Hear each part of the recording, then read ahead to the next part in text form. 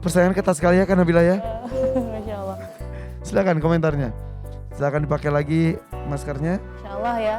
Kita, saya lihat orang tua pada kayak gini tuh ya. Iya. Memang Masya Allah di sini karena 30 juz dan juga soalnya dan tantangan seperti ini bagus sekali untuk menguatkan hafalan anak-anak.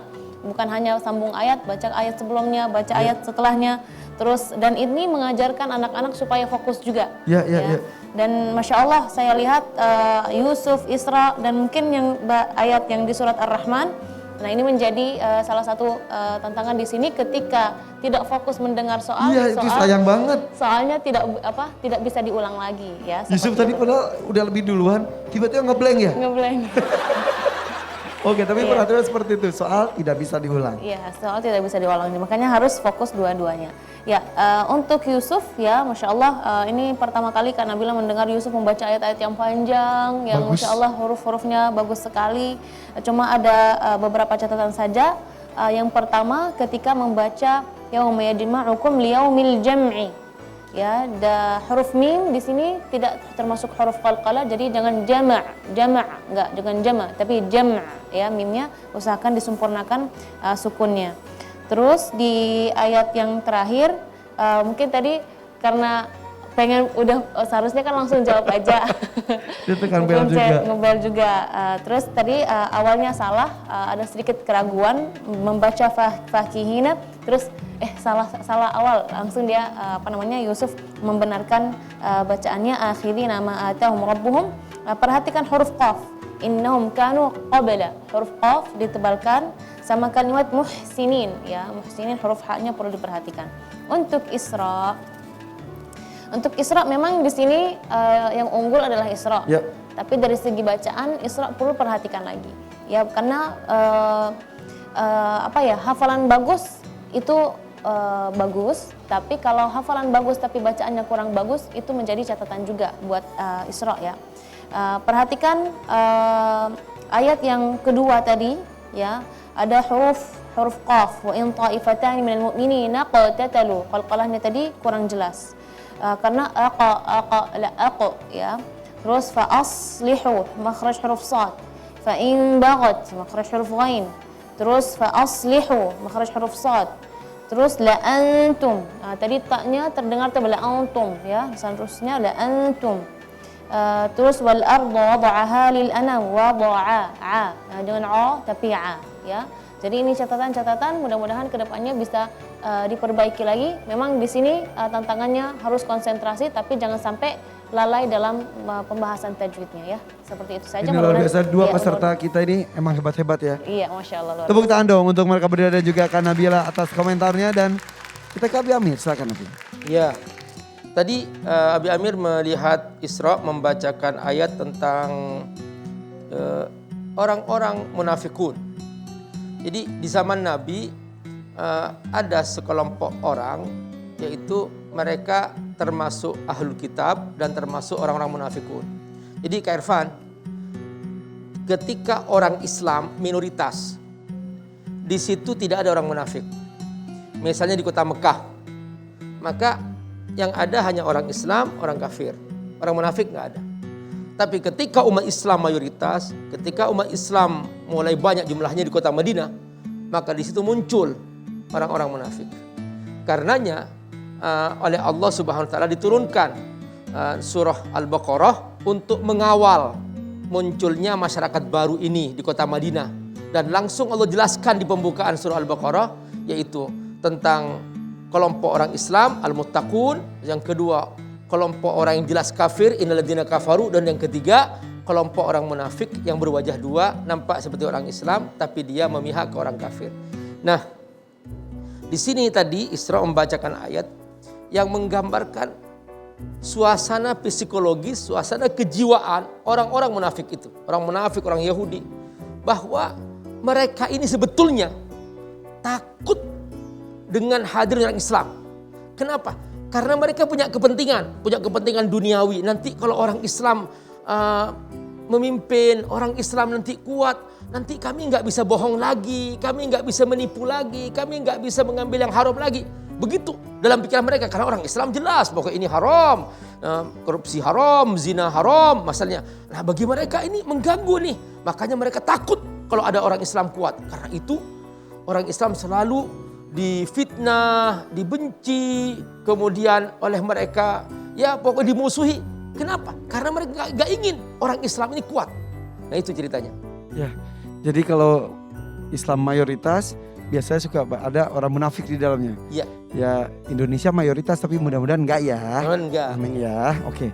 Kalau begitu terima kasih Dewan Juri, tepuk tangan untuk mereka semuanya. Oke. Sudah selesai. Tadi 3-2 skor terakhirnya. Ayo salaman lagi. Temenan, hei Isra, Yusuf sini. Oke, tos-tosan. Wih, keren. Sebentar. Orang tuanya juga, ayo salaman. Orang tuanya juga, ayo. Ayo, maju. Orang tua peserta, silakan. Iya. Nah, silakan. Iya. Karena yang tegang tidak hanya peserta tapi orang tua juga. Oh. Alhamdulillah. Terima kasih Ayah, terima kasih. Tapi kau buat Abati bersama dengan Yusuf di sini. Ayah terima kasih ya. Bajunya bagus banget. Oke silakan. Ya. Ucapkan salam Isra. Kak Irfan mau ngobrol dulu dengan Yusuf, silakan. Assalamualaikum. Waalaikumsalam warahmatullahi wabarakatuh. Silakan Ayah duduk juga. Abati sama Yusuf sini. Karena dulu Abati dan juga Yusuf ini tuh baru tampil langsung pulang. Ada lagi di syafaat, alhamdulillah masuk. Masih banyak penasaran dengan bagaimana kehidupan mereka dan juga proses menghafal sampai 30 juz. Apalagi lahir dan besar di Mesir. Baru nyampe Indonesia itu baru beberapa bulan yang lalu. Ya udah, kita lihat bersama. Ini dia Yusuf.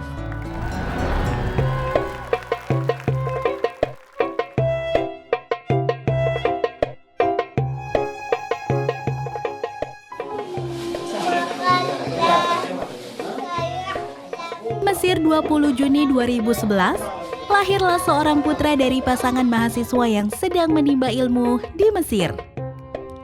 Ketika usia TK, Yusuf pernah bersekolah di Mesir, namun sekarang Yusuf difokuskan di hafalan Al-Qur'annya. Makkah dan Madinah adalah kota yang sangat ingin dikunjungi semua muslim. Dan Yusuf bersama dengan Abati pernah menginjakan kaki di Tanah Suci.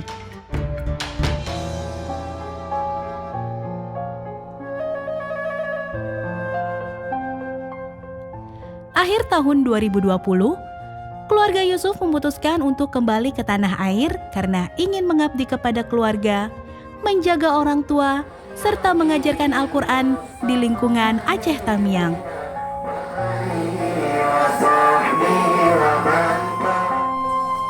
Di tangan Abati dan uminya, Yusuf berhasil menghafalkan 30 juz Al-Quran dan telah mendapatkan sanad ketika Yusuf masih berada di Mesir dari seorang syekh yang berasal dari Libya. Semoga Yusuf selalu istiqomah dalam menjaga hafalannya ya. Wah, Masya Allah, senang sekali.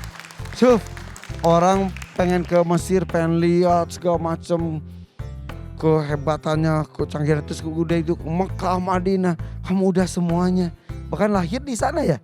Bagaimana cara Yusuf menghafal Al-Quran? Dari usia berapa? Wallahualam, seingat pertama Yusuf ini bisa membaca Al-Quran umur 3 tahun ya. 3 tahun lebih kurang. Baca Al-Quran?